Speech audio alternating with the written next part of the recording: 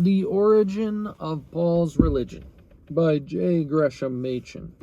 Chapter 6. The Religion of the Hellenistic Age. It has been shown in the last chapter that the religion of Paul was not derived from the pre-Christian Jewish doctrine of the Messiah.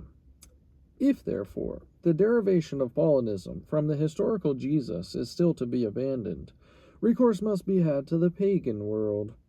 And as a matter of fact, it is in the pagan world that the genesis of Paulinism is today more and more frequently being sought.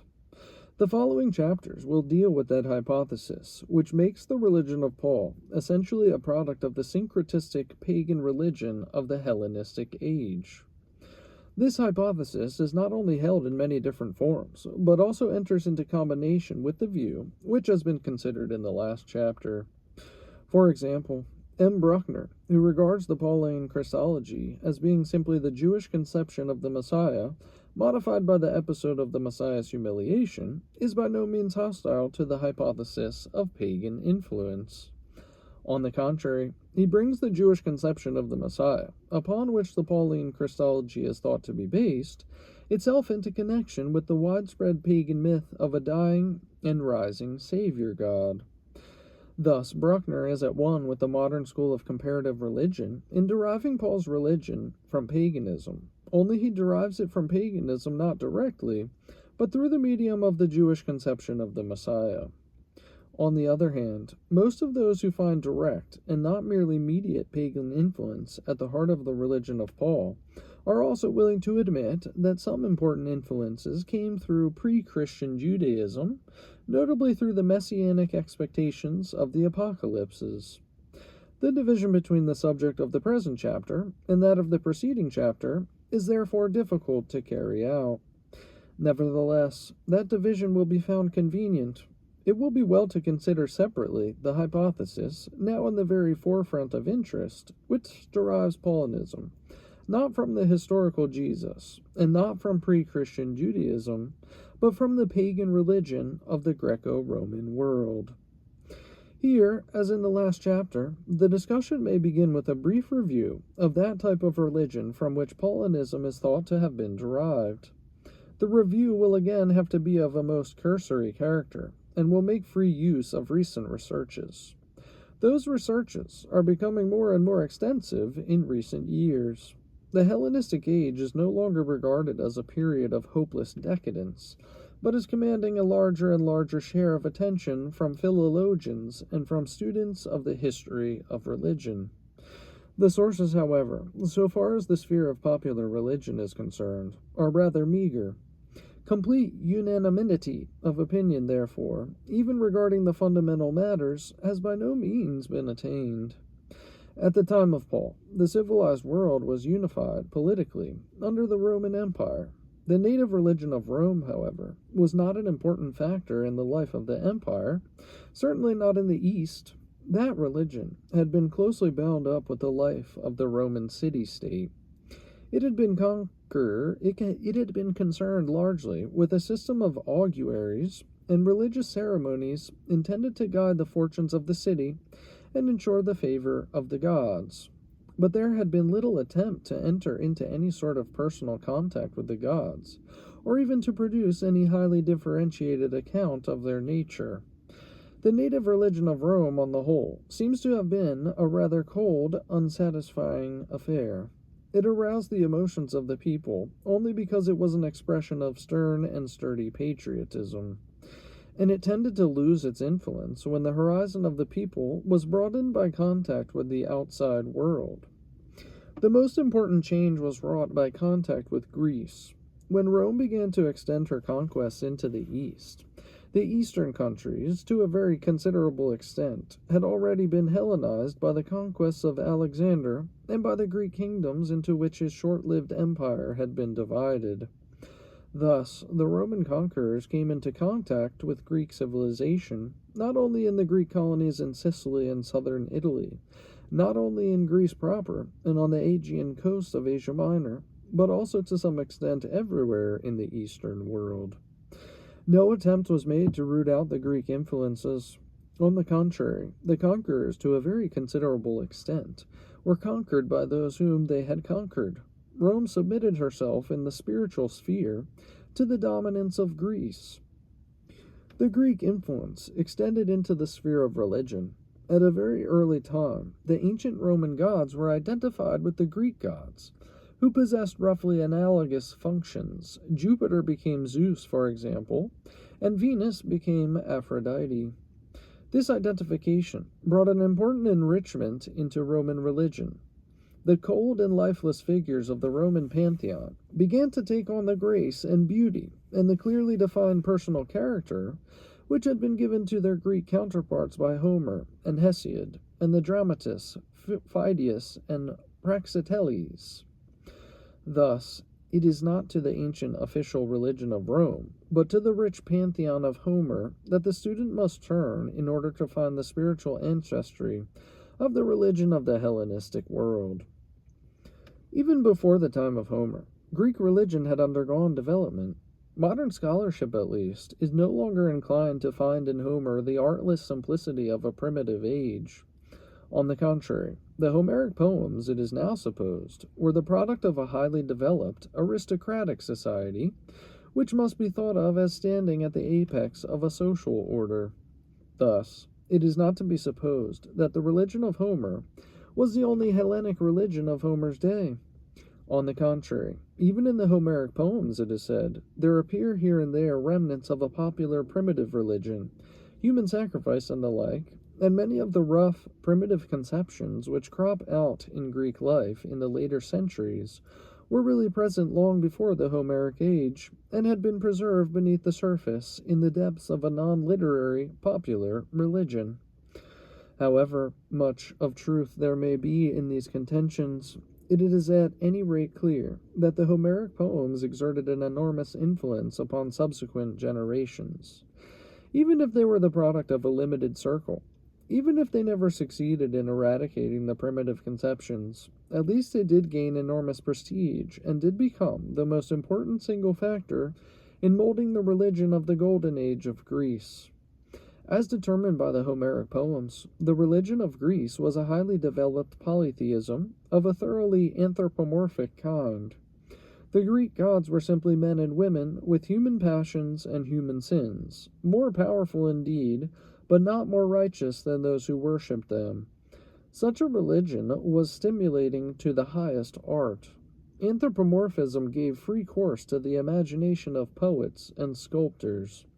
There is nothing lifeless about the gods of Greece, whether portrayed by the chisel of sculptors or the pen of poets.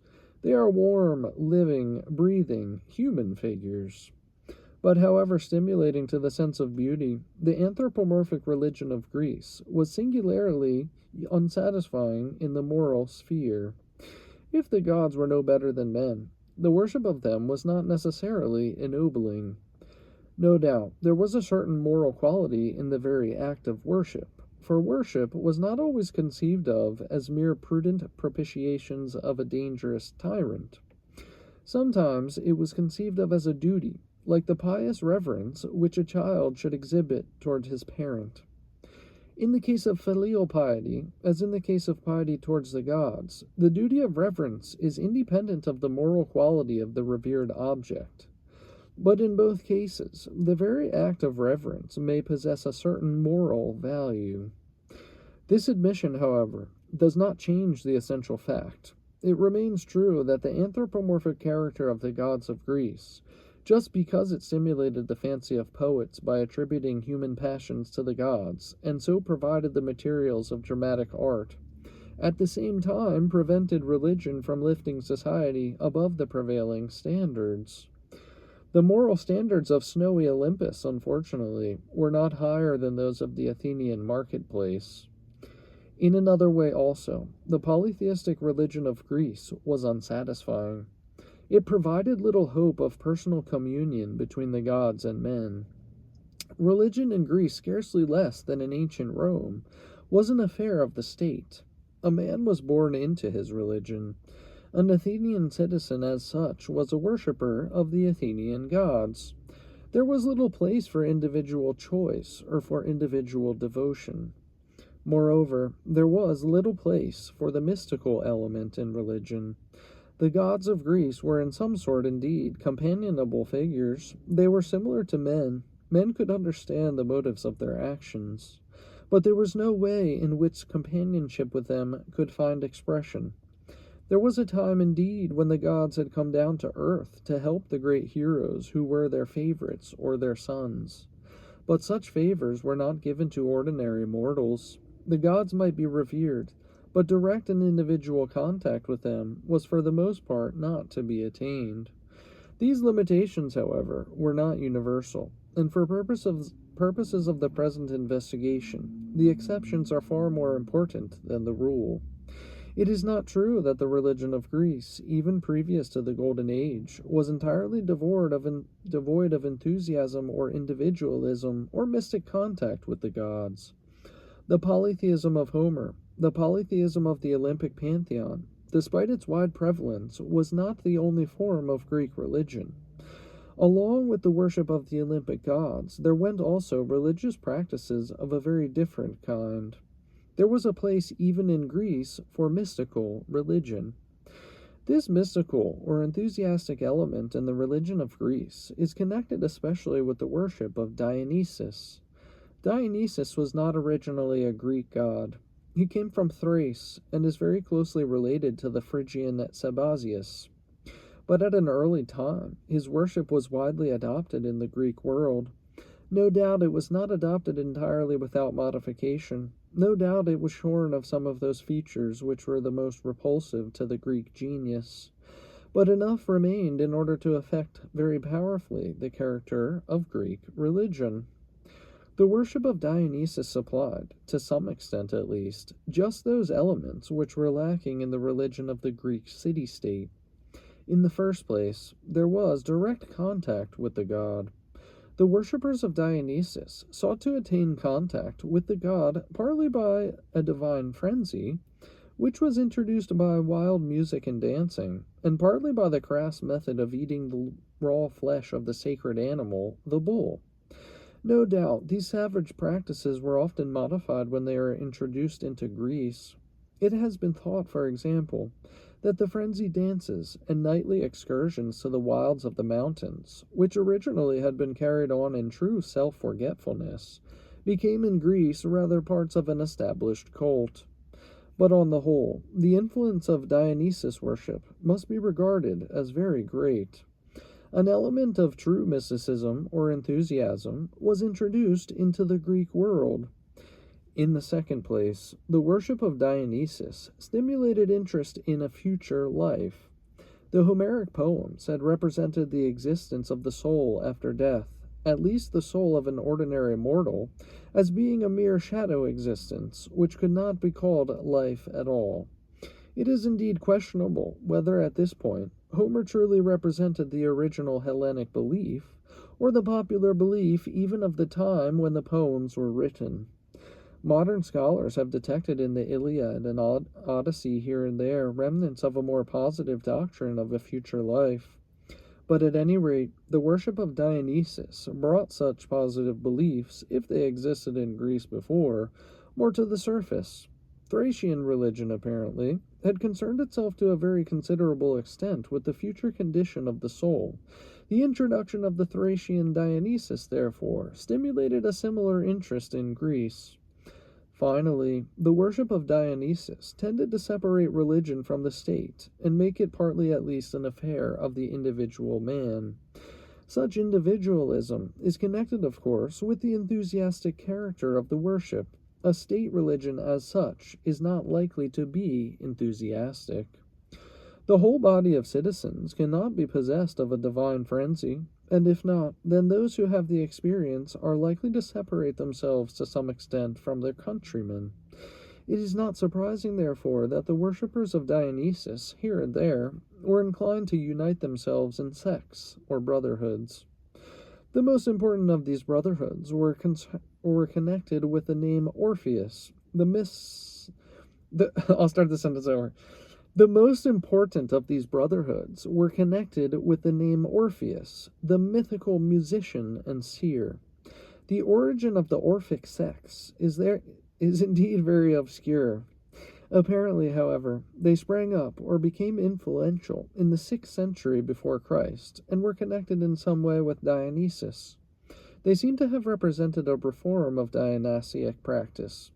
At any rate, they continued that interest in the future life, which the worship of Dionysus had already cultivated. Orphism is especially important because it taught men to expect in the future life not only rewards, but also punishments. The soul after death, according to Orphic doctrine, was subject to an indefinite succession of reincarnations, not only in the bodies of men, but also in those of animals. These reincarnations were regarded as an evil because the body was thought of as a prison house of the soul. At last, however, the righteous soul attains purification, and escaping from the succession of births, enters into a blessed existence. Related in some way to the Orphic sects were the brotherhoods that owned Pythagoras as their master. But the relation between the two movements is not perfectly plain. At any rate, both Orphism and Pythagoreanism stand apart from the official cults of the Greek states. Even within these cults, however, there was not wanting some elements which satisfied more fully than the ordinary worship of the Olympic gods the longing of individual men for contact with the higher powers and for a blessed immortality. Such elements were found in the mysteries, of which far the most important were the mysteries of Eleusis. The Eleusinian mysteries originated in the worship of Demeter that was carried on at Eleusis, a town in Attica, some 15 miles from Athens. When Eleusis was conquered by Athens, the Eleusinian cult of Demeter, far from suffering eclipse, was adopted by the conquerors, and so attained unparalleled influence. Characteristic of the cult, as so developed, was the secrecy of its central rites. The Eleusinian cult of Demeter became, if it was not one already, a mystery cult, whose secrets were divulged only to the initiates. The terms of admission, however, were very broad. All persons of Greek race, even slaves, except those persons who were stained with blood guiltiness or the like, could be admitted. As so constituted, the Eleusinian mysteries were active for some 10 centuries. They continued until the very end of pagan antiquity. Initiation into the mysteries took place ordinarily in 3 stages. The candidate was first initiated into the lesser mysteries at Agrae, near Athens, in the spring, then into a first stage of the great mysteries at Eleusis in the following autumn. Then a year later, his initiation was completed at Eleusis by reception of the mystic vision.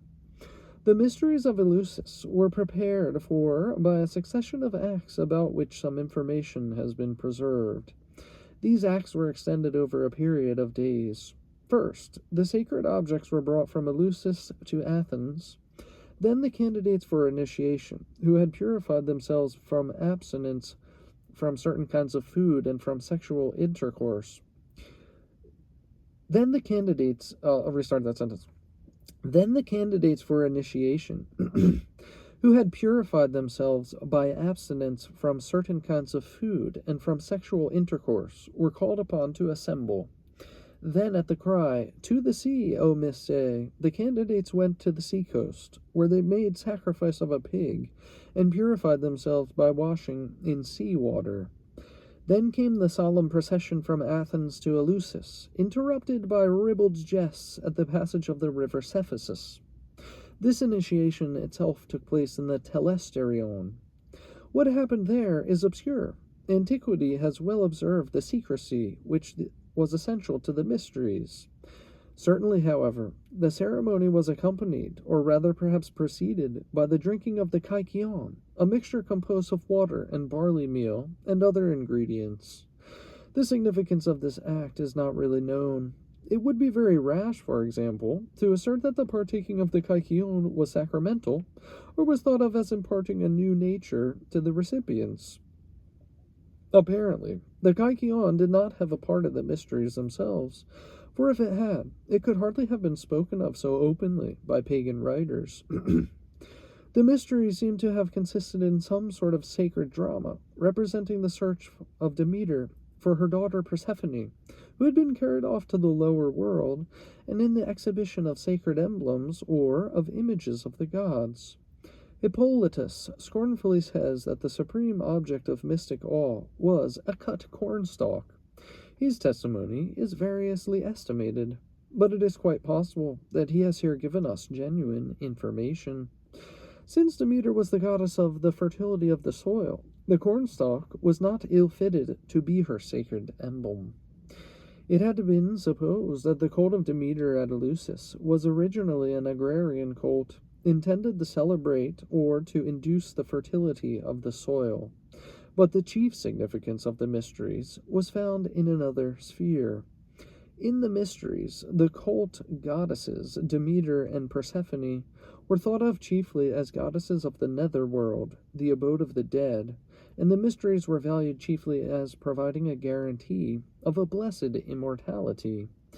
How the guarantee was given is quite obscure, but the fact is well attested. Those who had been initiated into the mysteries were able to expect a better lot in the future life than the lot of the generality of men. The mysteries at Eleusis were not only mysteries which were practiced in the golden age of Greece. There were not only offshoots of the Eleusinian mysteries in various places, but also independent mysteries, like those of the Cabiri on the island of Samothrace. But the mysteries at Eleusis were undoubtedly the most important, and the others are even less fully known. The moral value of the mysteries, including those at Eleusis, should not be exaggerated. Slight allusions in pagan writers seem to point here and there to a purifying moral effect wrought by initiation. But the indications are not very clear. Certainly, the secrets of Eleusis did not consist in any body of teaching, either religious or ethical. The effect was produced, not upon the intellect, but upon the emotions and upon the imagination. Thus, the religion of the Golden Age of Greece was an anthropomorphic polytheism closely connected with the life of the city-state, but relieved here and there by practices intended to provide more direct contact with the divine or bestow special blessing upon individuals. The religion of Greece was finally undermined by at least three agencies. In the first place, philosophy tended to destroy belief in the gods. The philosophic criticism of the existing religion was partly theoretical and partly ethical. The theoretical criticism arose especially through the search for a unifying principle operative in the universe. If the manifold phenomena of the universe were all reduced to a single cause, the gods might indeed still be thought of as existing, but their importance was gone. There was thus a tendency either towards monotheism or else towards some sort of materialistic monism. But the objections which philosophy raised against the existing polytheism were ethical as well as theoretical. The Homeric myths were rightly felt to be immoral. The imitation of the Homeric gods would result in moral degradation. Thus, if the myths were still to be retained, they could not be interpreted literally, but had to be given some kind of allegorical interpretation. This opposition of philosophy to the existing religion was often not explicit, and it did not concern religious practice. Even those philosophers whose theory left no room for the existence or at least the importance of the gods continued to engage loyally in the established cults. But although the superstructure of religion remained, the foundation, to some extent at least, was undermined. In the second place, since religion in ancient Greece had been closely connected with the city-states, the destruction of the states brought important changes in religion. The Greek states lost their independence through the conquests of Philip of Macedon and Alexander the Great. Those conquests meant, indeed, a wide extension of Greek culture throughout the Eastern world. But the religion of Alexander's empire, and of the kingdoms into which it was divided after his death, was widely different from the religion of Athens in her glory. Cosmopolitanism brought mighty changes in religion, as in the political sphere. In the third place, the influence of the Eastern religions made itself more and more strongly felt. That influence was never indeed dominant in the life of Greece proper, so completely as it was in some other parts of the world. but in general it was very important. When the Olympic gods lost their place in the minds and hearts of men, other gods were ready to take their place. Before any account can be given of the Eastern religions taken separately, and of their progress towards the West, it might well be to mention certain general characteristics of the period which followed the conquests of Alexander. That period, which extended several centuries into the Christian era, is usually called the Hellenistic Age, to distinguish it from the Hellenic period which had gone before. The Hellenistic Age was characterized, in the first place, by cosmopolitanism. Natural and racial barriers, to an astonishing extent, were broken down. The world, at least the educated world of the cities, was united by the bonds of a common language, and finally by a common political control. The common language was the Koine, the modified form of the Attic dialect of Greece, which became the vehicle of a world civilization. The common political control was that of the Roman Empire. On account of the union of these two factors, intercommunication between various nations and races was safe and easy. The nations were united both in trade and in intellectual activity. With the cosmopolitanism thus produced, there went naturally a new individualism, which extended into the religious sphere. Under the city-state of ancient Greece, the individual was subordinated to the life of the community. But in the world empire, the control of the state, just because it was broader, was at the same time looser. Patriotism no longer engrossed the thoughts of men. It was impossible for a subject of a great empire to identify himself with the life of the empire so completely as the free Athenian citizen of the age of Pericles had identified himself with the glories of his native city. Thus, the satisfactions which, in that period, had been sought in the life of the state, including the state religion, were in the Hellenic age sought rather in an individual religious practice. The ancient religions of the city-state indeed did find a successor which was adapted to the changed condition. That successor was the worship of the emperors. The worship of the emperors was more than a mere form of flattery. It expressed a general gratitude for the reign of peace, which was introduced by Augustus, and it had its roots, not only in Greek religion, but also, and far more fundamentally, in the religions of the East. The worship of the rulers was firmly established in the kingdoms into which Alexander's empire was divided, and from there it was transmitted very naturally to the new and greater empire of Rome. Very naturally it became a dangerous enemy of the Christian church, for the refusal of the Christians to worship the emperor seemed inexplicable to an age of polytheism, and gave rise to the charge of political disloyalty. At first, however, and so during the period of Paul's missionary journeys, the church shared more or less in the special privileges which were granted to the Jews. Christianity at first seemed to be a variety of Judaism, and Judaism in Roman practice was a religio licita. But the worship of the emperors, important as it was not practiced in any exclusive way. It did not at all exclude the worship of other gods. It remains true, therefore, that in the Hellenistic age, far more than under the ancient Greek city-state, there was room for individual choice in religious practice. It is not surprising that in such an age, it is not surprising that such an age was an age of religious propaganda. Since religion was no longer an affair of the nation as such, but addressed itself to men as men, free scope was offered for the extension to the whole world of religions, which originally had been national in character. The golden age of such religious propaganda, it is true, did not begin until the 2nd century, and that fact is of very great importance in dealing with certain modern theories of dependence, so far as Pauline Christianity is concerned.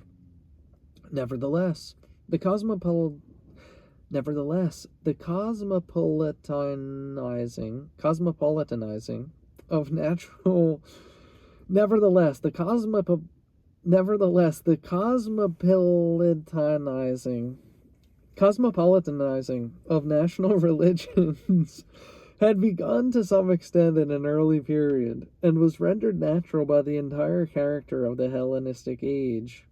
Even before the fall of the Greek city-state, little communities of the worshippers of Eastern gods had established themselves here and there in Greece. And in other parts of the world, the barriers against religious propaganda were even less effective. In the Hellenistic age, such barriers were almost everywhere broken down. When any religion ceased to be an affair of the nation, when it could no longer count on the devotion of the citizens or subjects as such, it was obliged, if it desired to subsist, to seek its devotees through an appeal to the free choice of individuals. This religious propaganda, however, was not carried on in any exclusive way. The adoption of one god did not mean the abandonment of another. On the contrary, the Hellenistic age was the age of syncretism par excellence. Gods of different nations, originally quite distinct, were identified almost as a matter of course. One example of such identification has already been noted. At an earlier time, the gods of Rome were identified with those of Greece. But in the later portion of the Hellenistic age, the process went on in more wholesale fashion. And it was sometimes justified by the far-reaching theory that the gods of different nations were merely different names of one great divinity. This theory received classic expression in the words of the goddess Isis, which are contained in the Metamorphosis of Apuleius.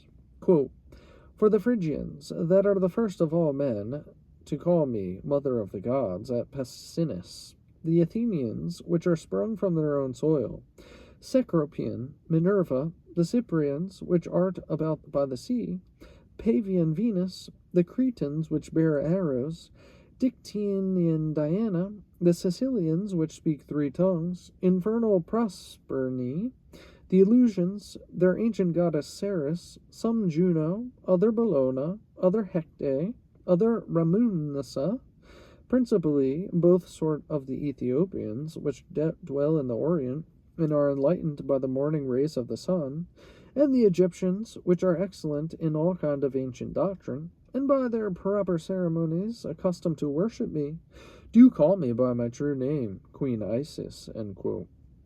But what is perhaps the most important feature of the religion of the Hellenistic age has not yet been mentioned. It is found in the widespread desire for redemption. In the golden age of Greece, men had been satisfied with the world. Who could engage in gloomy questionings?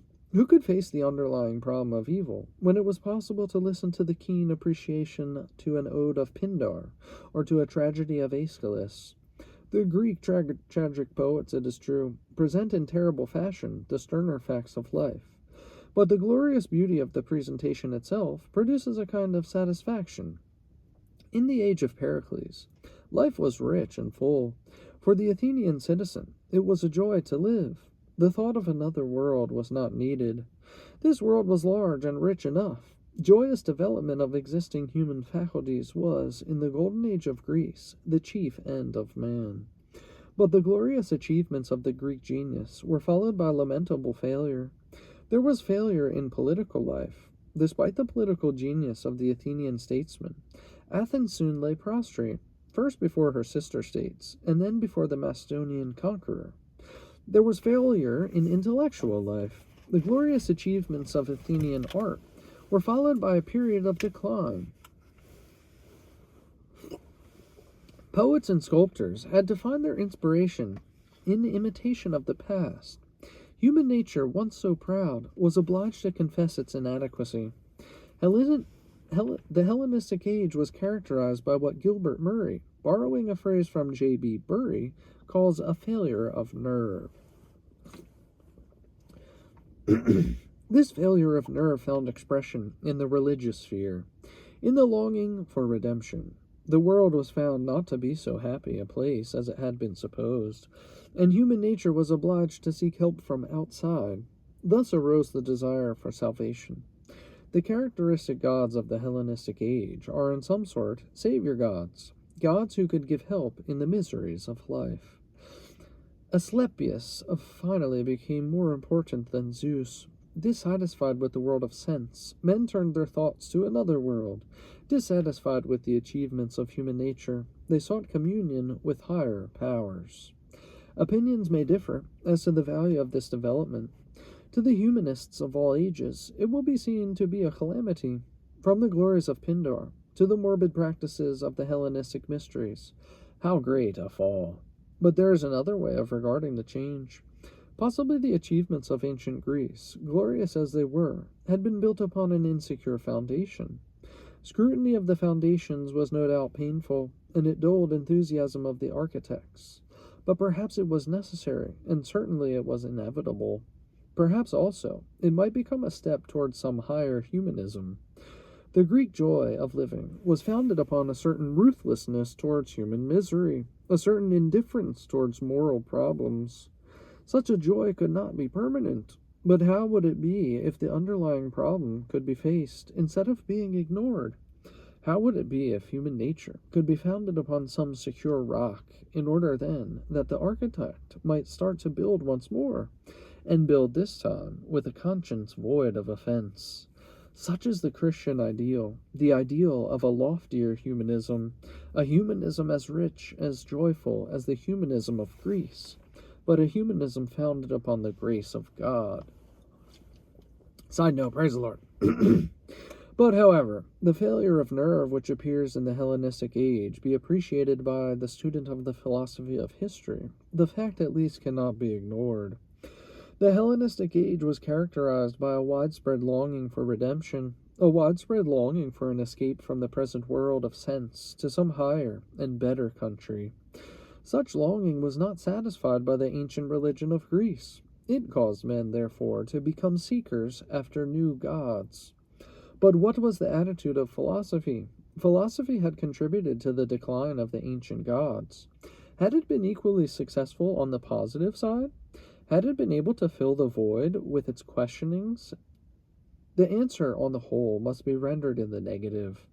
On the whole, it must be said that Greek philosophy was unsuccessful in its efforts to solve the riddle of the universe. The effort which was made was indeed imposing. Plato, in particular, endeavored to satisfy the deepest longings of the human soul. He attempted to provide an escape from the world of sense to the higher world of ideas. But the way of escape was open at best only to a few philosophical souls.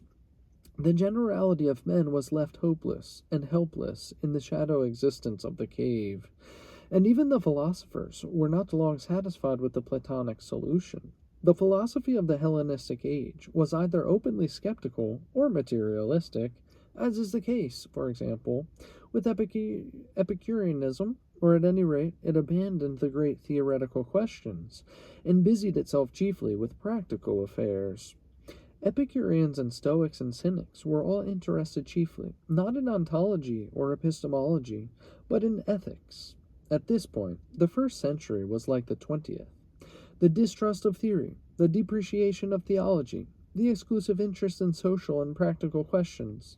These tendencies appear now as they appeared in the Hellenistic age, and now, as well as then, they are marks of intellectual decadence.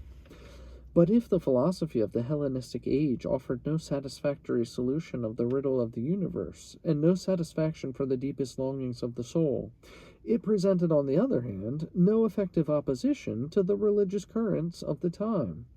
It had helped bring about the downfall of the Olympic gods, that sad neglect of Zeus and his altars, which is described by Lucian in his wonderfully modern satires. But it was not able to check the rising power of the Eastern religions. Indeed, it entered into a curious alliance with the invaders. Oh, losing my voice. See if I can finish. As early as the 1st century before Christ, Posidonius seems to have introduced an element of Oriental mysticism into the philosophy of the Stoics. And in the succeeding centuries, the process went on apace. The climax was reached, at the close of pagan antiquity, in that curious mixture of philosophy and charlatanism which is found in the Neoplatonic writers. The philosophy of the Hellenistic age, with its intense interest in questions of conduct, constitutes indeed an important chapter in the history of the human race, and can point to certain noteworthy achievements. The Stoics, for example, enunciated the great principle of the human brotherhood.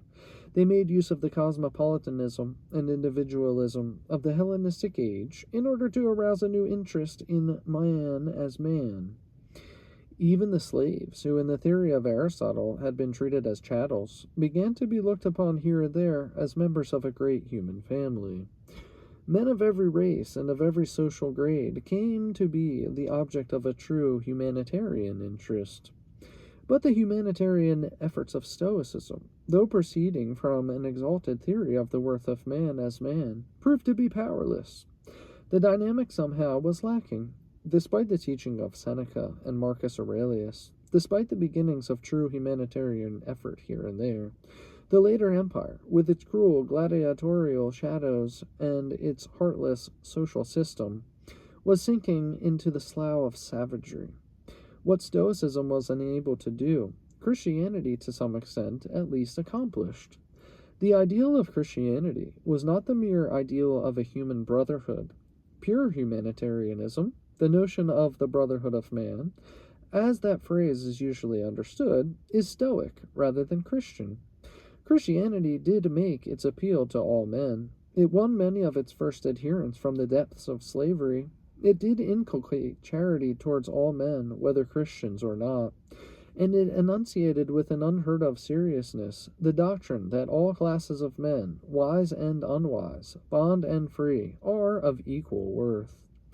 But the equality was not found in the common possession of human nature. It was found instead in a common connection with Jesus Christ. Quote, "There can be neither Jew nor Greek. There can be neither bond nor free. There can be no male and female." End quote. So far the words of Paul can find analogies, faint analogies it is true, in the Stoic writers. But the Pauline grounding of the unity here enunciated is the very antithesis of all mere humanitarianism, both ancient and Christian. Quote, "For ye are all one person," end quote, says Paul, quote, "in Christ Jesus," end quote. Christianity did not reveal the fact that all men were brothers. Indeed, it revealed the contrary. But it offered to make all mere brothers by bringing them into saving connection with Christ. The above sketch of the characteristics of the Hellenistic age has been quite inadequate, and even a fuller presentation could hardly do justice to the complexity of the life of that time. But perhaps some common misconceptions have been corrected.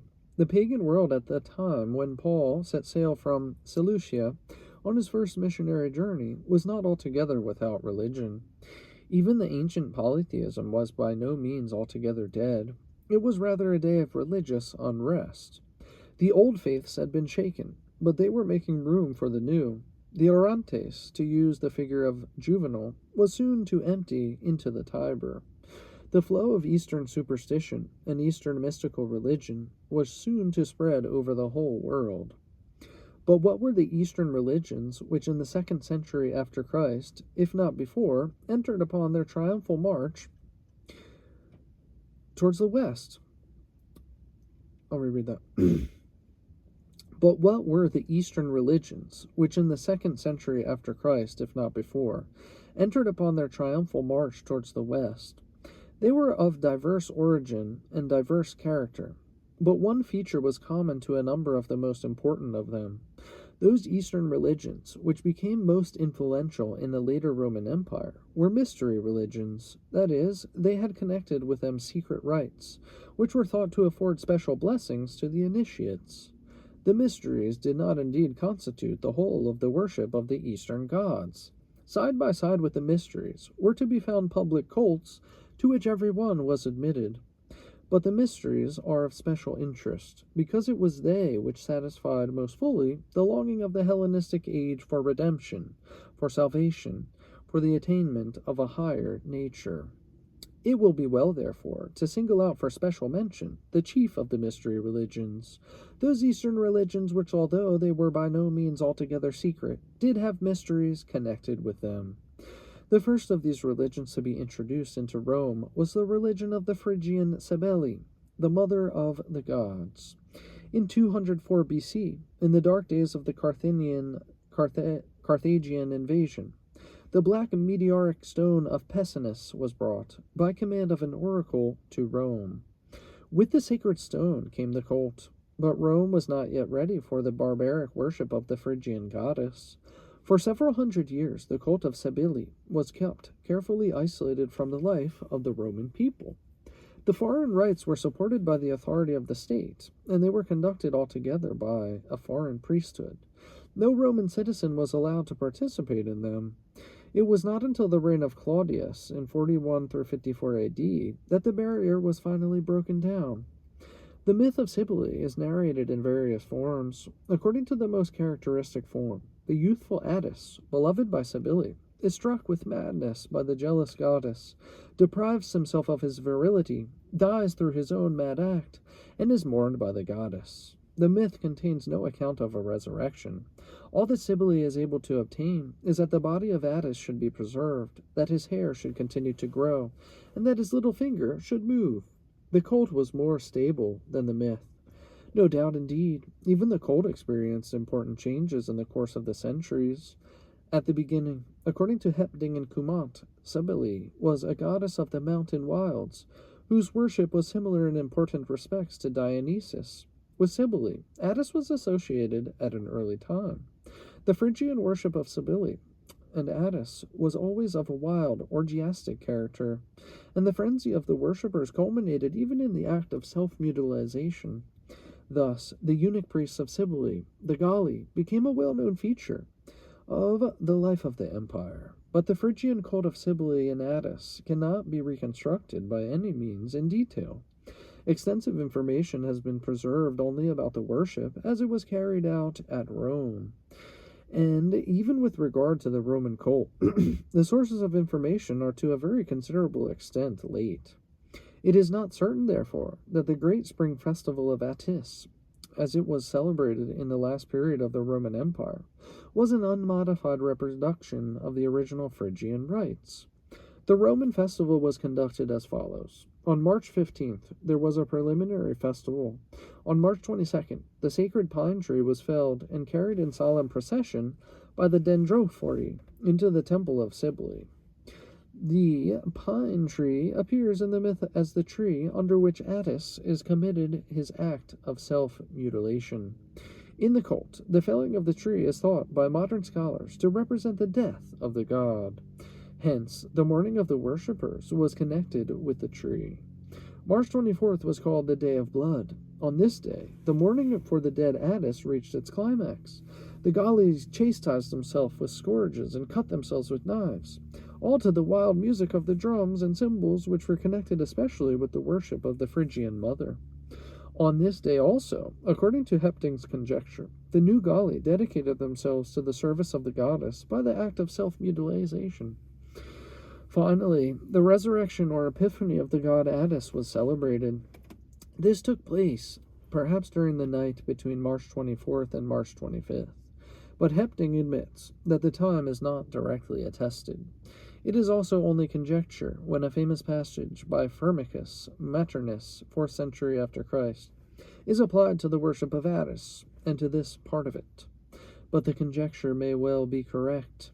Firmicus Maternus describes a festival in which the figure of a god rests upon a bier and is lamented, and then a light is brought in, and the priest exclaims, quote, "Be of good courage, ye initiates, since the god is saved, for to us there shall be a salvation out of troubles." End quote. Apparently, the resurrection of the god is here regarded as the cause of the salvation of the worshippers. The worshippers share in the fortunes of the god. At any rate, March 25th, in the Roman Attis festival, was the Hilaria, a day of rejoicing. On this day, the resurrection of the god was celebrated.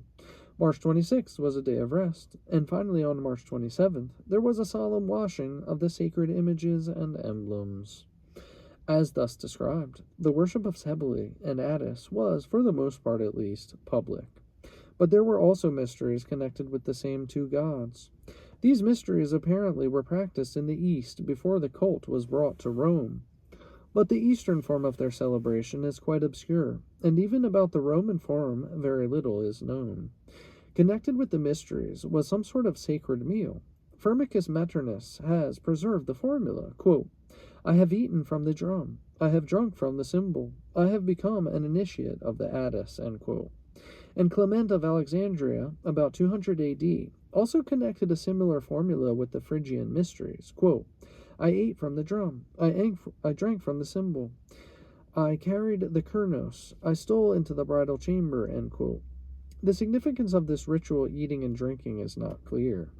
Certainly it would be rash to find in it the notion of a new birth or sacramental union with the divine nature. Hepting suggests that it meant rather the entrance of the initiate into the circle of the table companions of the god. The actual initiation is even more obscure in the Attis Mysteries than it is in those of Eleusis. Hepting admits that his reconstruction of the details of the mysteries is based largely on conjecture. Possibly in the formula quoted above from Clement of Alexandria, the words, quote, I stole into the bridal chamber, end quote, indicate that there was some sort of representation of a sacred marriage, but other interpretations of the Greek words are possible. Hepting suggests that the candidate entered into the grotto, descended into a ditch within the grotto, listened to lamentations for the dead god, received a bloodbath, then saw a wonderful light, and heard the joyful words quoted above, quote, Be of good courage, ye initiates, since the God is saved, for to us shall there be a salvation out of troubles, end quote. And finally, that the candidates arose out of a ditch as a new man, reborn for eternity, or rather as a being identified with the God. According to this reconstruction, the initiation represented the death and the new birth of the candidate. But the reconstruction is exceedingly doubtful, and some of the most important features of it are attested in connecting Attis Mysteries, if at all, only in very late sources. Hepting is particularly careful to... I'll reread that last sentence. I'll start this paragraph over. According to this reconstruction, the initiation represented the death and the new birth of the candidate. But the reconstruction is exceedingly doubtful, and some of the most important features of it are attested in connection with the Attis Mysteries, if at all, only in very late sources. Hepting is particularly careful to admit that there is no direct documentary evidence for connecting the bloodbath with the March festival. This bloodbath, which is called the Tarobilium, requires special attention. The one who received it descended into a pit over which a latticework was placed. A bull was slaughtered above the latticework, and the blood was allowed to run through the pit, where the recipient let it saturate his clothing, and even enter his nose and mouth and ears. The result was that the recipient was reborn forever, or else reborn for a period of 20 years, after which the rite had to be repeated. The Tarobilium is thought to have signified a death to the old life and a new birth into a higher, divine existence. But it is not perfectly clear that it had that significance in the East and in the early period. According to Hepting, the Tarobilium was in the early period a mere sacrifice, and the first man who is said to have received it, in the sense just described, was the Emperor Heliogabalus, 3rd century after Christ. Other scholars refuse to accept Hepting's distinction between an earlier and a later form of the rite. But the matter is at least obscure, and it would be exceedingly rash to attribute pre-Christian origin to the developed Tarobilium, as it appears in the 4th century sources. Indeed, there seems to be no mention of any kind of Tarobilium whatever before the 2nd century, and Hepting may be correct in suggesting that possibly the 4th century practice was influenced by the Christian doctrine of the blood of Christ. No less important than the religion of Cybele and Attis was the Greco-Egyptian religion of Isis and Osiris. Isis and Osiris are both ancient Egyptian gods, whose worship, in modified form, was carried over first into the Greek kingdom of the Ptolemies, and thence into the remotest bounds of the Roman Empire. The myth which concerns these gods is reported at length in Plutarch's treatise concerning Isis and Osiris.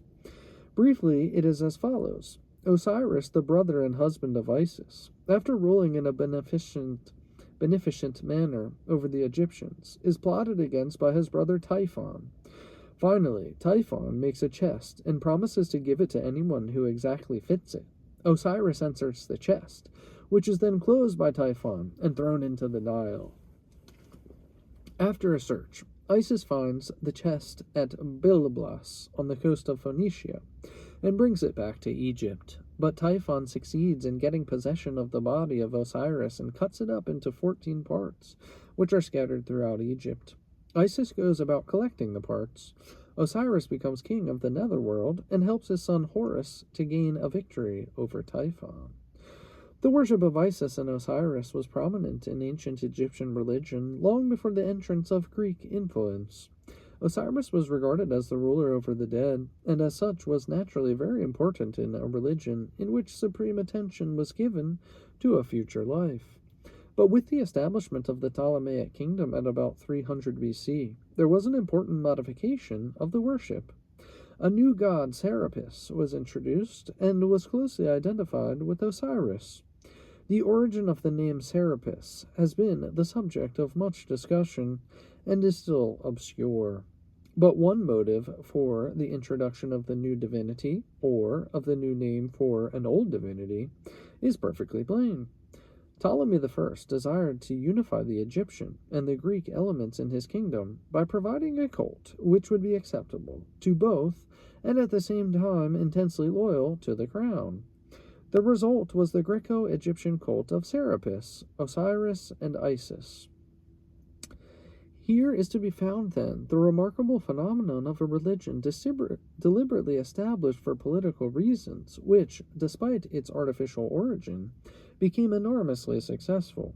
Of course, the success was obtained only by a skillful use of existing beliefs, which had been hallowed in Egypt by Of course, the success was obtained only by a skillful use of existing beliefs, which had been hallowed in Egyptian usage from time immemorial, and by a skillful clothing of those beliefs in forms acceptable to the Greek element in the population. The religion of Isis and Serapis was, as Cumont observes, entirely devoid of any established system of theology or any very lofty ethics. It was effective, rather, on account of its gorgeous ritual, which handed down from generation to generation with meticulous accuracy, and on account of the assurance which it gave of a blessed immortality, the worshippers being conceived of as sharing in the resurrection which Osiris had obtained. The worship was at first repulsive to Roman ideals of gravity, but effected an official entrance into the city of the reign of Caligula, 37 through 41 A.D. In the 2nd and 3rd centuries, it was extended over the whole empire. In alliance with the religion of Mithras, it became finally, perhaps, the most serious rival of Christianity. The cult was partly public and partly private. Prominent in the public worship were the solemn opening of the temple of Isis in the morning and the solemn closing in the afternoon. Elaborate care was taken of the images of the gods being regarded as dependent upon human ministrations. Besides the rites that were conducted daily, there were special festivals, like the spring festival of the ship of Isis, which is brilliantly described by Apuleius. But it is the mysteries which arouse the greatest interest, especially because of the precious source of information about them which is found in the 11th book of the Metamorphosis of Apuleius, 2nd century after Christ. In this book, although the secrets of the mysteries themselves are of course not revealed, Apuleius has given a more complete and orderly account of the events connected with an initiation than is to be found anywhere else in ancient literature. The hero Lucius is represented first as waiting for a summons from the goddess Isis, which comes with miraculous coincidence independently to him and to the priest who is to officiate in his initiation. Then Lucius is taken into the temple and made acquainted with certain mysterious books, and also washes his body in the nearest baths. This washing has as little as possible the appearance of a sacrament. Evidently it was not intended to produce regeneration or anything of the sort. The purpose of it seems to have been cleanliness, which was naturally regarded as a preparation for the holy rite that was to follow. There follows a 10 days period of fasting, after which the day of initiation arrives. Lucius is taken into the most secret place of the temple. Of what happens there he speaks with the utmost reserve. He says, however, quote, "I came to the limits of death, and having trod the threshold of the Prosperian, and been borne through all the elements, I returned. At midnight I saw the sun shining with a bright light. I came into the presence of the upper and nether gods, and adored them near at hand. End quote. It is often supposed that these words indicate some sort of mysterious drama or vision, which marked the death of the initiate, his passage through the elements, and his rising to a new life. But certainly the matter is very obscure. The next morning Lucius is clothed with gorgeous robes, and is presented to the gaze of the multitude. Apparently he is regarded as partaking of the divine nature. Two other initiations of Lucius are narrated, one of them being an initiation into the mysteries of Osiris, as the first had been into the mysteries of Isis. But little is added by the account of these later experiences, and it has even been suggested that the multiplication of the initiations was due to the self-interest of the priests, rather than to any real advantage for the initiate. Similar in important respects to the Egyptian Osiris was the Adonis of Phoenicia,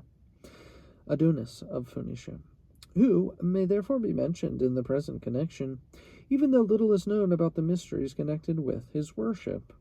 According to the well-known myth, the youth Adonis, beloved by Aphrodite, was killed by a wild boar, and then bemoaned by the goddess. The cult of Adonis was found in various places, notably at Byblos in Phoenicia, where the death and resurrection of the god were celebrated. With regard to this double festival, Lucian says in his treatise, quote, on the Syrian goddess, end quote, the inhabitants of Byblos assert that the legend about Adonis and the wild boar is true, and that the facts occurred in their country, and in memory of this calamity they beat their breasts, and wail every year, and perform their secret ritual amid signs of mourning through the whole countryside.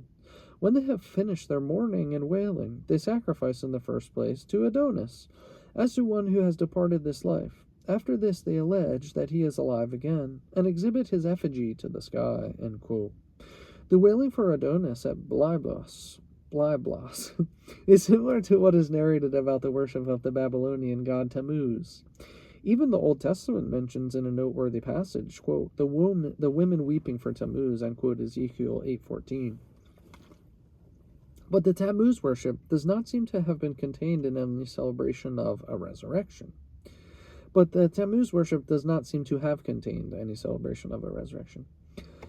Attis, Osiris, and Adonis are alike, in that all of them are apparently represented as dying and coming to life again. They are regarded by Bruckner and many other modern scholars as representing the widespread notion of a dying and rising Savior God. But it is perhaps worthy of note that the resurrection of these gods is very different than from what is meant by that word in Christian belief. But the myth of Attis, for example, contains no mention of a resurrection, though apparently the cult, in which mourning is followed by gladness, did presuppose some such notion. In the myth of Osiris also, there is nothing that could be called resurrection. After his passion, the god becomes a ruler, not over the living, but over the dead. In Lucian's description of the worship of Adonis at Byblos, there is perhaps as clear an account as to be found anywhere of the celebration of the dying and resuscitation of a god, but even in this account there is not, strictly speaking, a resurrection. A tendency is found in certain recent writers to exaggerate enormously the prevalence and the clarity of the pagan ideas about a dying and rising god. According to a common opinion, Attis, Osiris, and Adonis are vegetation gods. Their dying and resuscitation represent, then, the annual withering and revival of vegetation. This hypothesis has attained general, though not universal, acceptance. Certainly the facts are very complex. At any rate, the celebration of the principle of fecundity in nature was not of a purely agrarian character, but found expression also in the gross symbols and immoral practices which appear in connection with the gods just mentioned at various points in the ancient world. The most important of the religions which have just been examined had their rise in Asia Minor and in Egypt. No less important, at least, in the last period of pagan antiquity, was the religious influence of Syria. The Syrian gods called Baals, lords, were not, according to Cumont, distinguished from one another by any clearly defined characteristics. Every locality had its own Baal, and a female divinity as the Baal's consort, but the attributes of these local gods were of the vaguest character. The female divinity, Atargatis, whose temple of Hierapolis is described by Lucian, and the male divinity Hadad of Heliopolis are among the best known of the Syrian gods. The Syrian worship was characterized by especially immoral and revolting features, but seems to have become ennobled by the introduction of the Babylonian worship of the heavenly bodies, and thus contributed to the formation of the solar monotheism, which was the final form assumed by the pagan religions of the empire before the triumph of Christianity. In point of intrinsic worth, the Persian mystery religion of Mithras is easily superior to any of the religions which have thus far been mentioned, but it is of less importance than some of the others for the purposes of the present investigation, since it became influential in the Roman Empire only after the time of Paul. Great stress has indeed been laid upon the fact that Plutarch attests the practice of Mithraic mysteries by the pirates whom Pompey conquered in the middle of the 1st century before Christ, and says furthermore that the Mithraic rites began by the pirates were continued until the writer's own day. The pirates practiced their rites at Olympus, which is on the southern coast of Asia Minor, but the Olympus which is meant is in Lycia, some 300 miles from Tarsus. It is a mistake, therefore, to bring the Mithraic mysteries of the pirates into any close geographical connection with the boyhood home of Paul. Against the hypothesis of any dependence of Paul upon the mysteries of Mithras is to be placed the authority of Cumant, the chief investigator in this field, who says, quote, "It is impossible to suppose that at that time, the time of Paul, there was an imitation of the Mithraic mysteries, which then had not yet attained any importance." End quote. Attempts have often been made to explain away this judgment of Cumant, but without success. The progress of Mithraism in the empire seems to have been due to definite political causes, which were operative only after Paul's day. The Persian religion, from which Mithraism was descended, was superior to others which have just been considered in its marked ethical character. It presented the doctrine of a mighty conflict between light and darkness, between good and evil, and Mithraism itself regarded religion under the figure of a warfare. It appealed especially to the soldiers, and only men, not women, were admitted to its mysteries. There were 7 grades of initiation, each with its special name. The highest grade was that of father. The Mithras cult was always celebrated underground, in chambers of a very limited extent. There was a sacred meal, consisting of bread and water, which Justin Martyr, in the middle of the 2nd century, regards as having been instituted through demoniac imitation of the Christian Eucharist. This religion of Mithras finally became, with the religion of Isis, the most serious rival of Christianity. But at the time of Paul, it was without importance, and could not have exerted any influence upon the apostle. But the religion of the Hellenistic age was not limited to the individual cults which have just been considered, and it is not chiefly to the individual cults that recourse is had by those modern scholars who would derive Paulinism from pagan sources. Mention has already been made of the syncretism of the age. Various religions were mingled in a limitless variety of combinations, and there was also a mingling of religion with philosophy. It is in the manifold products of this union between Greek philosophy and Oriental religion that the genesis of Paulinism is now often being sought. Not Oriental religion in its original state, but Oriental religion already, to some extent Hellenized, is thought to have produced the characteristic features of the religion of Paul. The hypothesis is faced by one obvious difficulty. The difficulty appears in the late date of most of the sources of information. In order to reconstruct that Hellenized Oriental mysticism from which the religion of Paul is to be derived, the investigator is obliged to appeal to sources which are long subsequent to Paul's day. For example, in reproducing the spiritual atmosphere in which Paul is supposed to have lived, no testimony is more often invoked than the words of Formicus Maternus, quote, "Be of good courage, ye initiates, since the God is saved, for to us there shall be salvation out of troubles," end quote. Here, it is thought, is to be found that connection between the resurrection of the God and the salvation of the believers which appears in the Pauline idea of dying and rising with Christ.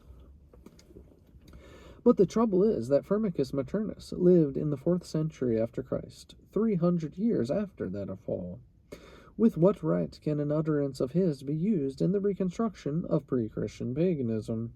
What would be thought by the same scholars who quote Firmicus Maternus so confidently as a witness to 1st century paganism of a historian who should quote a 4th century Christian writer as a witness to the 1st century Christianity?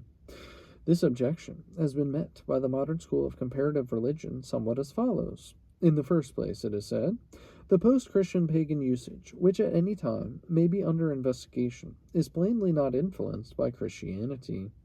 But in the second place, it is too similar to Christian usage for the similarity to be explained by mere coincidence.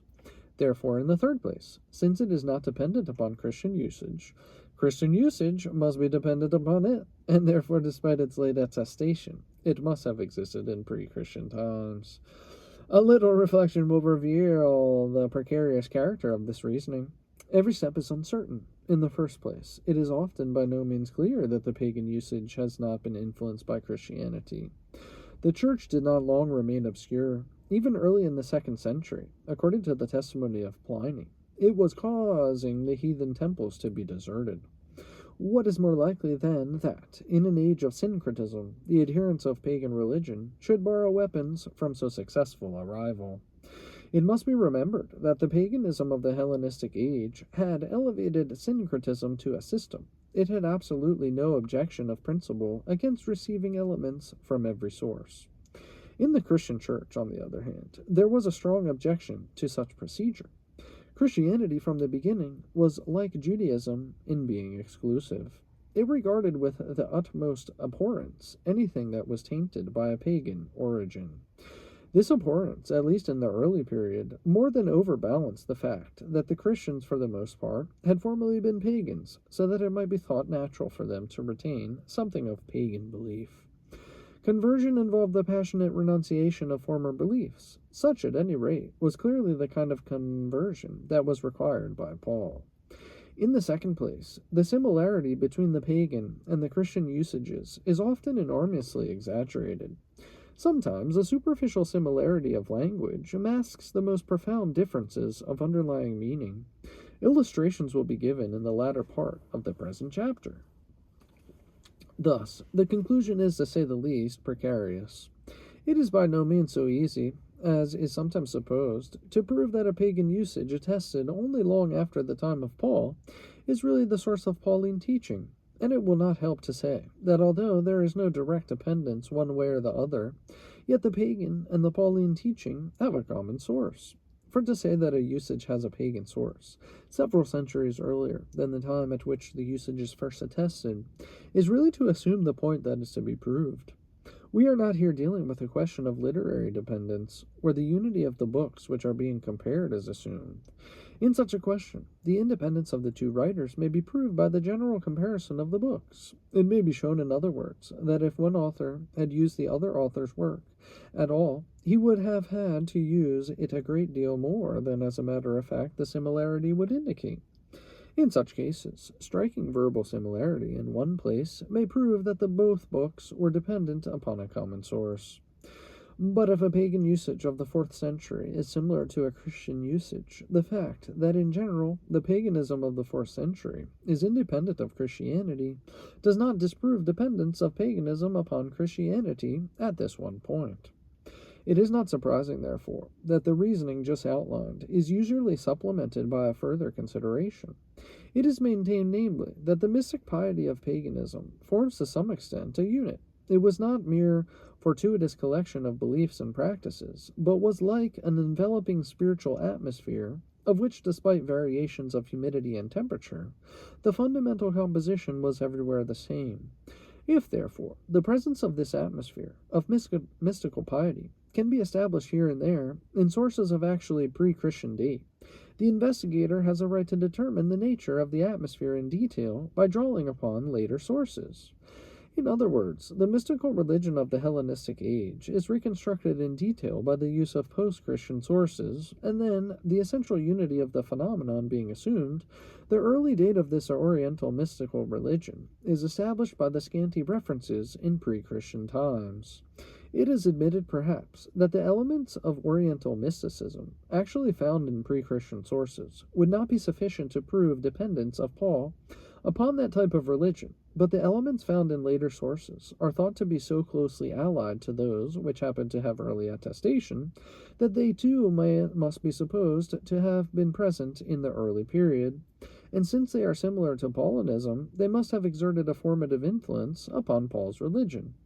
To put the matter briefly, the nature of Hellenized Oriental religion is established by post-Pauline sources, whereas the early origin of that religion is established by the scanty pre-Christian references.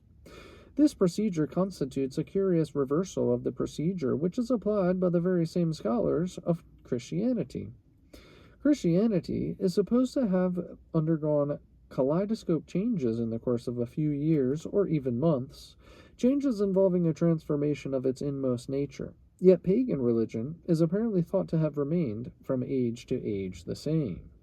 When Paul, only a few years after the origin of the church, says that he received certain fundamental elements in his religion, the intimate connection of those elements with the rest of the Pauline system is not allowed to establish the early origin of the whole, yet the paganism of the early 3rd and 4th centuries is thought to have constituted such a unit that the presence of certain elements of it in the pre-Christian period is regarded as permitting the whole system to be transplanted bodily to that early time. Of course, the hypothesis which is now being examined is held in many forms, and is being advocated with varying degrees of caution. Some of its advocates might defend themselves against the charge of transplanting post-Christian paganism bodily into the pre-Christian period. They might point to special evidence with regard to many details. Such evidence would have to be examined in any complete investigation, but the objection just raised, despite possible answers to it in detail, is not without validity. It remains true, despite all reservations, that adherents of the comparative religion school are entirely too impatient with regard to questions of priority. They are indeed very severe upon those who raise such questions. They do not like having the flow of their thought checked by so homely a thing as a date. But dates sometimes have their importance. For example, the phrase, quote, reborn for eternity, end quote, occurs in connection with the bloodbath of the Terabolium. How significant, it might be said, is this connection of regeneration with the shedding of blood? How useful as establishing the pagan origin of the Christian idea? From the confident way in which the phrase reborn for eternity is quoted in discussions of the origin of Christianity, one would think that its pre-Christian origin were established beyond peradventure. It may come as a shock, therefore, to readers of recent discussions, to be told that, as a matter of fact, the phrase does not appear until the 4th century, when Christianity was taking its place as the established religion of the Roman world. If there is any dependence, it is certainly dependence of the Terabolium upon Christianity, and not of Christianity upon the Terabolium. The same lordly disregard of dates runs all through the modern treatment of the history of religion in the New Testament period.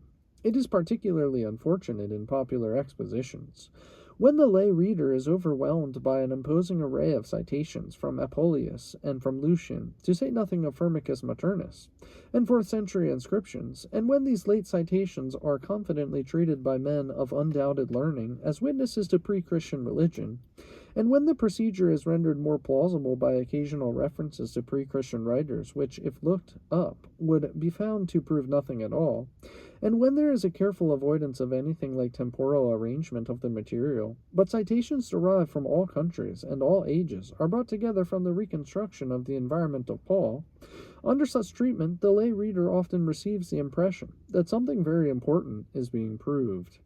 The impression would be corrected by the mere introduction of a few dates, especially in view of the fact that Oriental religion undoubtedly entered upon a remarkable expansion shortly after the close of the New Testament period, so that conditions prevailing after that expansion are by no means necessarily to be regarded as having existed before the expansion took place. This criticism is here intended to be taken only in a provisional way. The justice of it can be tested only by a detailed examination of the hypothesis against which the criticism is directed. How then is the pre-Christian mystical religion of the Hellenistic world to be reconstructed? What sources are to be used? Some of the sources have already been touched upon in the review of the individual Oriental cults. And incidentally, the unsatisfactory character of some of these sources has already appeared. But it is now necessary to examine other sources which are not so definitely connected with any clearly defined cult. Increasing attention has been paid in recent years to the complex of writings which goes under the name of Hermes Trismegistus. These Hermetic writings embrace not only a corpus of some 14 tractates, which has been preserved in continuous Greek manuscript form, but also fragments contained in the works of Stobaeus and other writers, and finally the Asclepius, attributed to Apuleius. It is not usually maintained that the Hermetic literature was completed before about 300 AD. No one claims anything like pre-Christian origin for the whole. The individual elements of the literature, for example, the individual tractates of the Hermetic corpus, are usually regarded as having been produced at various times, but no one of them is generally thought to have been written before the beginning of the Christian era. With regard to the most important tractate, the Poimandres, which stands at the beginning of the corpus, opinions differ somewhat.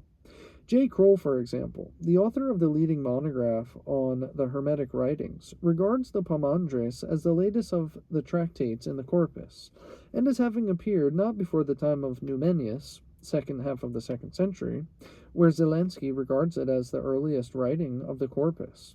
By an ingenious argument, Reitzenstein attempts to prove that the Christian shepherd of Hermes, middle of the 2nd century, is dependent upon an original form of the Poimandres. But his argument has not obtained any general consent. It is impossible to push the material of the Poimandres back into the 1st century. Certainly impossible by any treatment of literary relationships. With regard to the origin of the ideas of the Hermetic writings, there is considerable difference of opinion. Reitzenstein allows a large place to Egyptian and Persian elements. Other scholars emphasize rather the influence of Greek philosophy, which of course is in turn thought to have been modified by its contact with Oriental religion.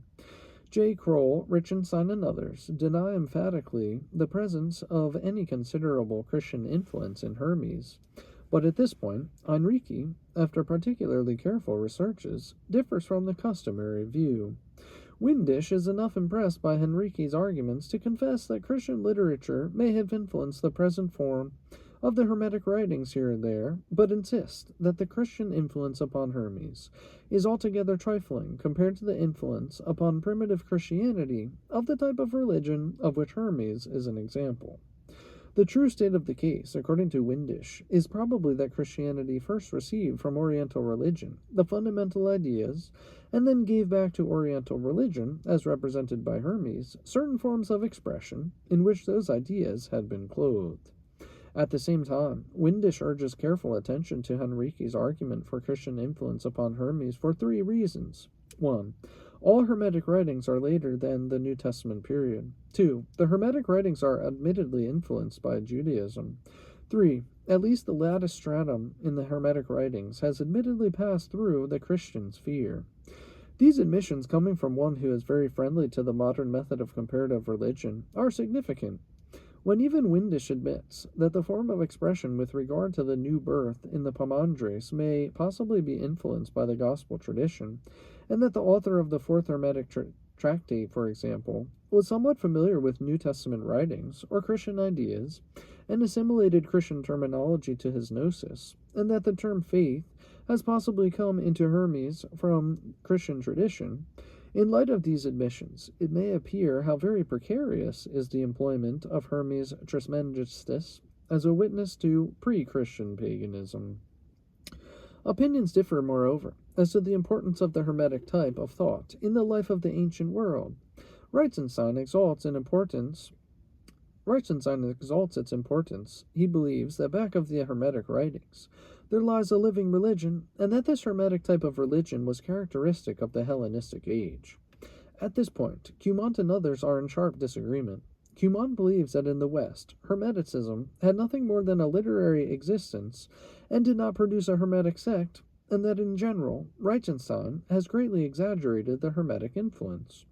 With regard to this controversy, it can at least be said that Reitzenstein has failed to prove his point. Detailed exposition of the Hermetic writings will here be impossible. A number of recent investigators have covered the field with some thoroughness. Unfortunately, a complete modern critical edition of the Hermetic corpus is still lacking.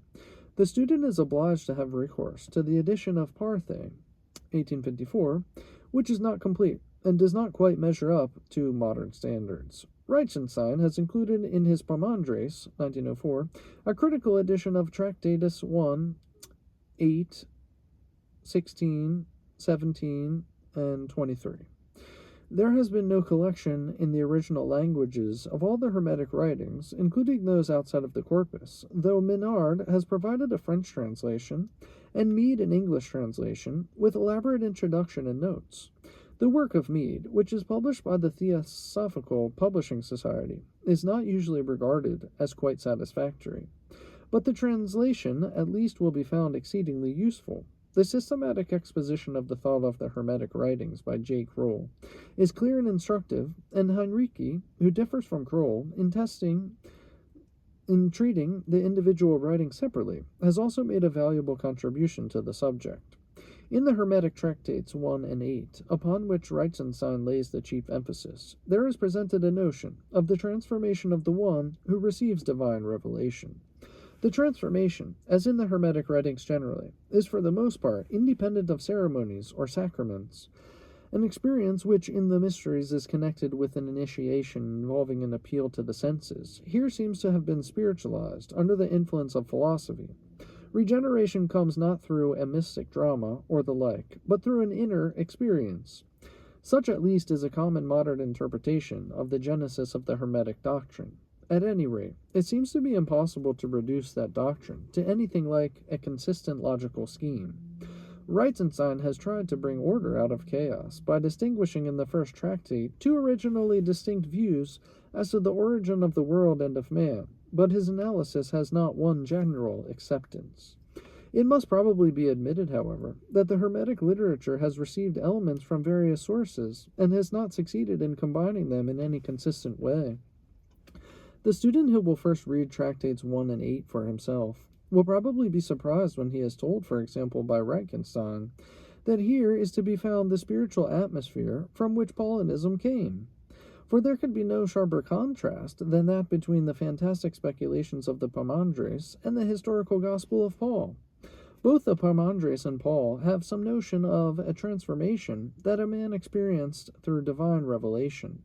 But the transformation, according to Paul, comes through an account of what had happened but a few years before. Nothing could possibly be more utterly foreign to Hermes. On the other hand, the result of the transformation in Hermes is deification. This, says Hermes, Tractate 1, is the good, quote, is the good end to those who have received knowledge to be deified, end quote. Paul could never have used such language, for, according to Paul, the relation between the believer and the Christ who has transformed him is a personal relation of love. The Christ mysticism of Paul is never pantheistic. It is indeed supernatural. It is not produced by any mere influence brought to bear upon the old life. But the result, far from being apotheosis, is personal communion of a man with his God. In connection with Hermes Trismegistus may be mentioned the so-called Oracula Chaldaica, which apparently sprang from the same general type of thought. These Oracula Chaldaica, according to W. Kroll, constitute a document of heathen gnosis, which was produced about 200 A.D. Although Kroll believes that there is here no Christian influence, and that Jewish influence touches not the center, but is only the circumference, yet for the reasons also already mentioned, Although Kroll believes that there is here no Christian influence, and that Jewish influence touches not the center, but only the circumference, yet for the reasons already noticed, it would be precarious to use a document of 200 A.D. in reconstructing pre-Pauline paganism. A very important source of information about the Greco-Oriental religion of the Hellenistic age is found by scholars like Dietrich and Reichenstein in the so-called magical papyri. Among the many interesting papyrus documents which have recently been discovered in Egypt are some that contain formulas intended to be used in incantations. At first sight, these formulas look like hopeless nonsense. It may perhaps even be said that they are intended to be nonsense. That is, the effect is sought not from any logical understanding of the formulas, either on the part of those who use them, or on the part of the higher powers upon whom they are to be used, but simply and solely from the mechanical effect of certain combinations of sounds. Thus, the magical papyri include not only divine names in foreign languages, the ancient and original name of a god being regarded as exerting a coercive effect upon that god, but also many meaningless rows of letters, which do not form words at all. But according to Dietrich and Reichenstein and others, these papyri, nonsensical as they are in their completed form, often embody materials which belong not to magical but to religion. In particular, they make use, for a magical purpose, of what was originally intended to be used in a living religious cult. Indeed, the distinction between magic and religion is often difficult to draw. In religion, there is an element of interest on the part of the worshipper in the higher powers as such, some idea of propitiating them, of winning their favor, whereas in magic, the higher powers are made use of, as though they were mere machines through the use of incantations and spells. But when this distinction is applied to the ancient mystery religions, sometimes these religions seem to be little more than magic, so external and mechanical is the way in which the initiation is supposed to work. It is not surprising, therefore, if the composers of magical formulas turned especially, in seeking their materials, to the mystery cults, for they were drawn in that direction by a certain affinity both of purpose and of method. At any rate, whatever may be the explanation, the existing magical papyri, according to Dietrich and others, do contain important elements derived from the Oriental religious cults.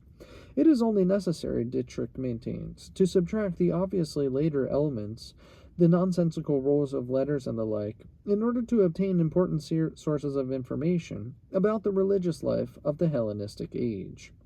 This method has been applied by Dietrich, especially to a Paris magical papyrus, with the result that the underlying religious document is found to be nothing less than a liturgy of the religion of Mithras. Dietrich's conclusions have not escaped unchallenged. The connection of the document with Mithraism has been denied, for example, by Cumont. Of course, even if the document be not really a Mithras liturgy, it may still be of great value in the reconstruction of Hellenistic gnosis. With regard to date, however, it is not any more favorably placed than the documents which have just been considered. The papyrus manuscript, in which the liturgy is contained, was written at the beginning of the 4th century after Christ, and the composition of the liturgy itself cannot be fixed definitely at any very much earlier date. Dietrich supposes that the beginning was made in the 2nd century, and that there were successive adoptions afterwards. At any rate, then, not only the papyrus manuscript, but also the liturgy which it is thought to contain, was produced long after the time of Paul. Like the Hermetic writings, moreover, Dietrich Mithras's liturgy presents a conception of union with divinity, which is really altogether unlike the Pauline gospel. But information about pre-Christian paganism is being sought not only in ostensibly pagan sources, it is also being sought in the Gnosticism, which appears in connection with the Christian Church. Gnosticism used to be regarded as a heresy, a perversion of Christian belief. Now, on the contrary, it is being regarded as essentially non-Christian, as a manifestation of Greco-Oriental religion, which was brought into only very loose connection with Christianity. The great Gnostic systems of the 2nd century, it is said, when they are stripped of a few comparatively unimportant Christian elements, are found to represent not a development from Christianity, but rather the spiritual atmosphere from which Christianity itself sprang. If this view of the case be correct, it is at least significant that pagan teachers of the 2nd century, the Gnostics, should have been so ready to adopt Christian elements and so anxious to give their systems a Christian appearance. Why should a similar procedure be denied in the case, for example, of Hermes Trismegistus? If 2nd century paganism, without at all modifying its essential character, could sometimes actually adopt the name of Christ, why should it be thought incredible that the compiler of the Hermetic literature, who did not quite go so far, should have yet permitted Christian elements to creep into his syncretistic work? Why should similarity of language between Hermes and Paul, supposed that it exists, be regarded as proving dependence of Paul upon the type of paganism like that of Hermes, rather than dependence of Hermes upon Paul? But the use of Gnosticism as a witness to pre-Christian paganism is faced with obvious difficulties. Gnosticism has admittedly been influenced by Christianity. Who can say then exactly how far the Christian influence extends? Who can say that any element in Gnosticism, found also in the New Testament, but not clearly contained in pagan sources, is derived from paganism rather than from Christianity? Yet it is just exactly such procedure which is advocated by the Reichenstein and others. The dangers of the procedure may be exhibited by an example. In Hermes Trismegistus, the spirit is regarded as a garment of the soul. This doctrine is the exact reverse of Pauline teaching, since it makes the soul appear higher than the spirit, whereas in Paul, the spirit in the believer is exalted far above the soul. In Hermes, the spirit appears as a material substratum of the soul. In Paul, the spirit represents that divine power. There could be no sharper contradiction. As the matter is absolutely central in the Reichenstein's hypothesis,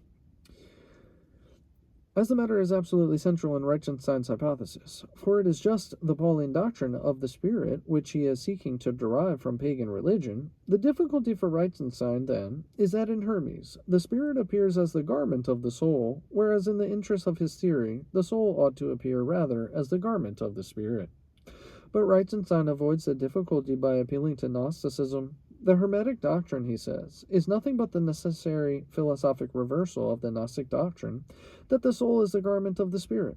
Thus, Gnosticism is here made to be a witness to pre-Christian pagan belief, in direct defiance of pagan sources.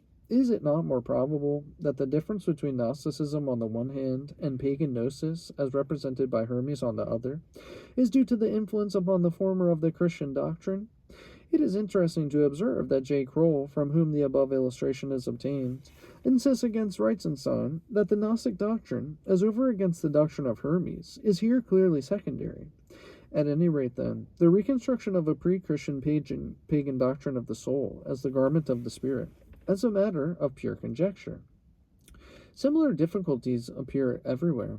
It is certainly very hazardous to use Gnosticism, a post-Pauline phenomenon appealing to Paul as one of its chief sources, as a witness to pre-Pauline paganism. Certainly such use of Gnosticism should be carefully limited to those matters where there is some confirmatory pagan testimony, but such confirmatory testimony, in the decisive cases, is significantly absent.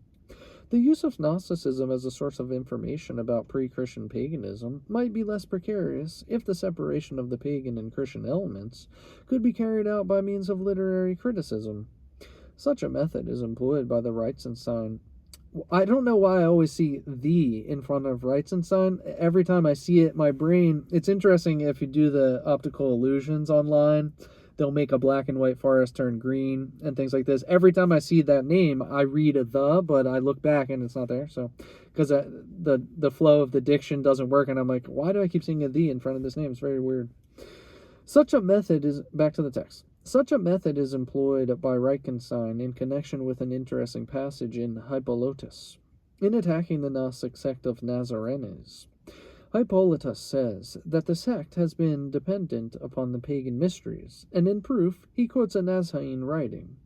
This quotation, as it now exists in the work of Hippolytus, is, according to Reichenstein, a pagan text with Gnostic Christian scholia, or in a Gnostic Christian revision, which has been taken over by an opponent who did not understand the state of the case, and so, in this form, has been used by Hippolytus.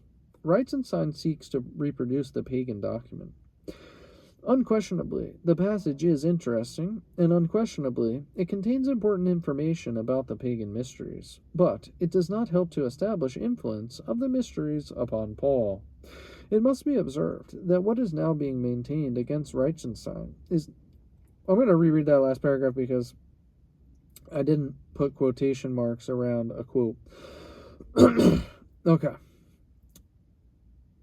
The use of Gnosticism as a source of information about pre-Christian paganism might be less precarious if the separation of the pagan and Christian elements could be carried out by means of literary criticism. Such a method is employed by Reichenstein in connection with an interesting passage in Hippolytus. In attacking the Gnostic sect of the Nassines, Hippolytus says that the sect has been dependent upon the pagan mysteries, and in proof he quotes a Nassine writing. This quotation, as it now exists in the work of Hippolytus, is, according to Reichenstein, quote, a pagan text with Gnostic Christian scholia, or in a Gnostic Christian revision, which has been taken over by an opponent who did not understand this state of the case, and so, in this form, has been used by Hippolytus. End quote. Reichenstein seeks to reproduce the pagan document. Unquestionably, the passage is interesting, and unquestionably, it contains important information about the pagan mysteries. But it does not help to establish influence of the mysteries upon Paul. It must be observed that what is now being maintained against Reichenstein is not that the Gnostics who appear in the Ptolemaic of anti-heretical ecclesiastical writers of the close of the 2nd century and the beginning of the 3rd were not influenced by pre-Christian paganism, or even that they did not derive the fundamentals of their type of religion from pre-Christian paganism. All that is maintained is that it is a very precarious use of the Gnostic systems in reconstructing pre-Christian paganism in detail, especially where the Gnostic systems differ from admittedly pagan sources and agree with Paul. In reconstructing the origin of Paulinism, it is precarious to employ the testimony of those who lived after Paul and actually quoted Paul. All the sources of information about Greco-Oriental religion, which have thus far been discussed, belong to a time subsequent to Paul. If the type of religion which they attest is to be pushed back into the pre-Christian period, it can be done only by an appeal to earlier sources.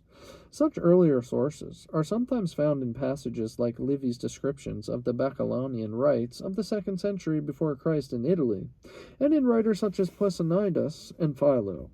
But the presence of the Bacchanalian rites in Italy in the 2nd century before Christ is not particularly significant, and the details of those rites do not include the features which in later sources are thought to invite comparison with Paul. Posidonius, the Stoic philosopher of the 1st century before Christ, seems to have been a man of very great influence, and no doubt he did introduce Oriental elements into the Stoic philosophy. But his works, for the most part, have been lost, and so far they have been reconstructed by the use of writers who were dependent upon him. They do seem to contain these elements which might be regarded as explaining the genesis of Paulinism. With regard to Philo, who was an older contemporary of Paul, the investigator finds himself in a much more favorable position, since voluminous works of the Alexandrian philosopher have been preserved. There is a tendency in recent investigation to make Philo an important witness to Greco-Oriental religion, as it found expression in the Mysteries. But the bearing of the evidence does not seem to be absolutely unequivocal. At any rate, the relation between Paul and Philo has been the subject of the investigations for many years, and it cannot be said that the results have accomplished anything towards explaining the genesis of Paul's religion. Direct dependence of Paul upon Philo, it is admitted, has not been proved, and even dependence of both upon the same type of thought is highly problematical. I'm butchering this. Alright, I'll finish. Let's go.